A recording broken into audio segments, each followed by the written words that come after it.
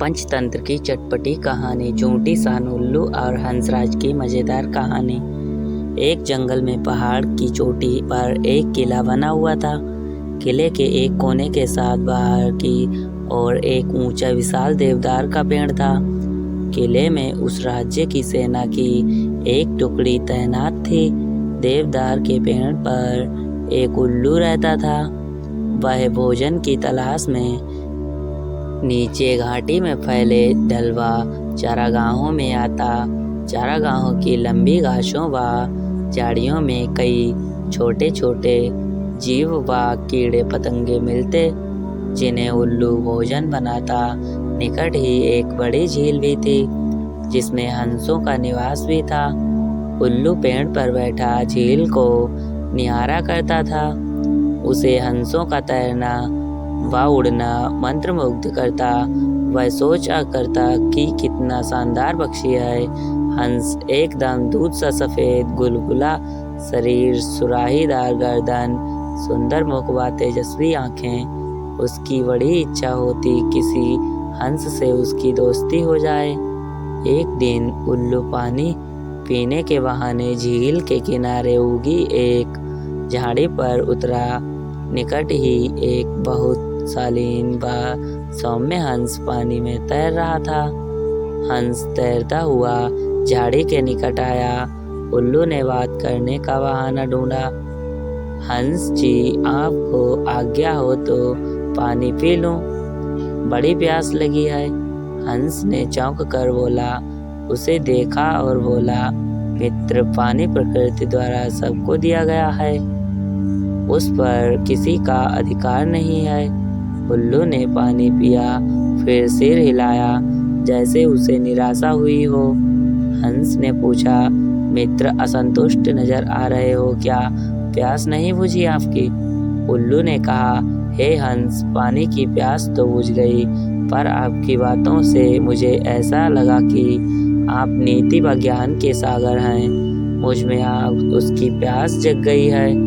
वह कैसे बुझेगी? हंस मुस्कुराया, मित्र, आप कभी भी यहाँ आ सकते हैं, हम बातें करेंगे।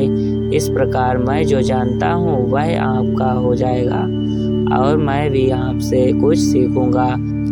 एक दिन के पश्चात हंस व उल्लू रोज मिलने आने लगे। एक दिन हंस ने उल्लू को बता दिया कि वह वास्तव में हंसों का राजा हंसराज है। अपना असली परिचय देने के बाद हंस अपने मित्र को निमंत्रण देकर अपने घर ले आया। शाही ठाट थे। खाने के लिए कमल व नरगिस के फूलों के व्यंजन परोसे गए और जाने क्या क्या दुर्लभ खाद्य थे, उल्लू को पता ही नहीं लगा। बाद में सौंफ, इलायची की जगह मोती पेश किए गए थे। उल्लू दंग रह गया। अब हंसराज उल्लू को महल में ले जाकर खिलाने पिलाने लगा। रोज दावत उड़ती थी। उसे डर लगने लगा था कि किसी दिन साधारण उल्लू समझकर हंसराज दोस्ती न तोड़ ले। इसलिए स्वयं को हंसराज की बराबरी का बनाए रखने के लिए उसने झूठ कह दिया था कि वह भी उल्लुओं का राजा उल्लू का राज है। झूठ कहने के बाद उल्लू को लगा कि उसका भी फर्ज बनता है कि हंसराज को अपने घर बुलाएं।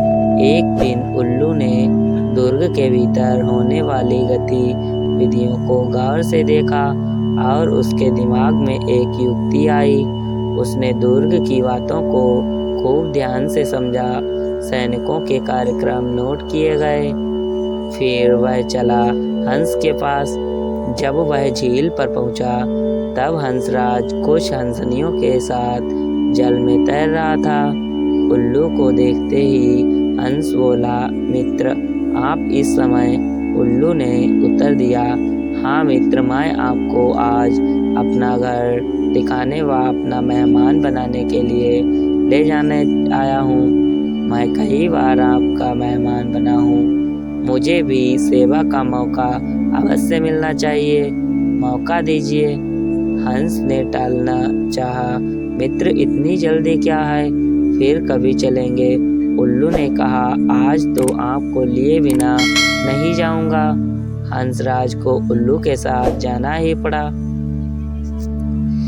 पहाड़ की चोटी पर बने किले की ओर इशारा कर उल्लू उड़ते उड़ते बोला, वह मेरा किला है। हंस बड़ा प्रभावित हुआ। वे दोनों जब उल्लू के आवास वाले पेड़ पर उतरे तो किले के सैनिकों की परेड शुरू होने लगी थी। 2 सैनिक बुर्ज पर बिगुल बजाने लगे। उल्लू दुर्ग के सैनिकों के कार्यक्रम को याद कर चुका था, इसलिए ठीक समय पर हंसराज को ले आया था। उल्लू बोला, देखो मित्र, आपके स्वागत में मेरे सैनिक बिगुल बजा रहे हैं। उसके बाद मेरी सेना परेड और सलामी देकर आपको सर सम्मानित करेगी। नित्य की तरह परेड हुई और झंडे को सलामी दी गई। हंस समझा, सचमुच उसी के लिए यह सब हो रहा है। अतः हंस ने गदगद होकर, धन्य हो मित्र, आप तो एक शूरवीर राजा की भांति ही राज कर रहे हो। उल्लू ने हंसराज पर रौब डाला, मैंने अपने सैनिकों को आदेश दिया है कि जब तक मेरे परम मित्र राजा हंसराज मेरे अतिथि हैं, तब तक इसी प्रकार रोज बिजुल बजेगा। वह सैनिकों की परेड निकले। उल्लू को पता था कि सैनिकों का यह रोज का काम है, दैनिक नियम है। हंस को उल्लू ने फल, अखरोट व बनफसा के फूल खिलाए। उनको वह पहले ही जमा कर चुका था। भोजन का महत्व नहीं रह पाया। सैनिकों की परेड का जादू अपना काम कर चुका था। हंसराज के लिए दिल में उल्लू मित्र के लिए बहुत सम्मान पैदा हो चुका था। उधर सैनिक टुकड़ी को वहां से कूच करने के आदेश में मिल चुके थे। दूसरे दिन सैनिक अपना सामान समेट कर जाने लगे तो हंस ने कहा, मित्र देखो, आपके सैनिक आपकी आज्ञा लिए बिना कहीं जा रहे हैं। उल्लू हड़बड़ाकर बोला, किसी ने उन्हें गलत आदेश दे दिया होगा, मैं अभी रोकता हूँ उन्हें। ऐसा कह वह हूँ करने लगा। सैनिकों ने उल्लू का गुंगवाना सुना। वह अपशगुन समझकर जाना स्थगित कर दिया। दूसरे दिन फिर वही हुआ। सैनिक जाने लगे तो उल्लू गुगवाया। सैनिकों ने नायक ने क्रोधित होकर सैनिकों को मनहूस उल्लू को तीर मारने का आदेश दे दिया। एक सैनिक ने तीर छोड़ा। तीर उल्लू की बगल में बैठे हंस को लगा। वह तीर खाकर नीचे गिरा। वह फड़फड़ाकर मर गया। उल्लू उसकी लाश के पास शोकाकुल हो विलाप करने लगा, हाय, मैंने अपनी झूठी शान के चक्कर में अपना परम मित्र खो दिया है। धिक्कार है मुझे। उल्लू को आसपास की खबर से बेसुध होकर रोते देख एक सियार पर झपटा और उसका काम तमाम कर दिया। कहानी से सीख, झूठी शान बहुत महंगी पड़ती है।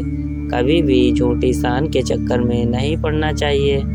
तो दोस्तों, यहाँ पर कहानी समाप्त होती है। यदि हमारी कहानी आप लोगों को अच्छी लगी हो तो प्लीज़ वीडियो को लाइक, शेयर और चैनल को सब्सक्राइब करना बिल्कुल ना भूलें। मिलते हैं फिर से कोई अगली कहानी में। तब तक के लिए धन्यवाद दोस्तों।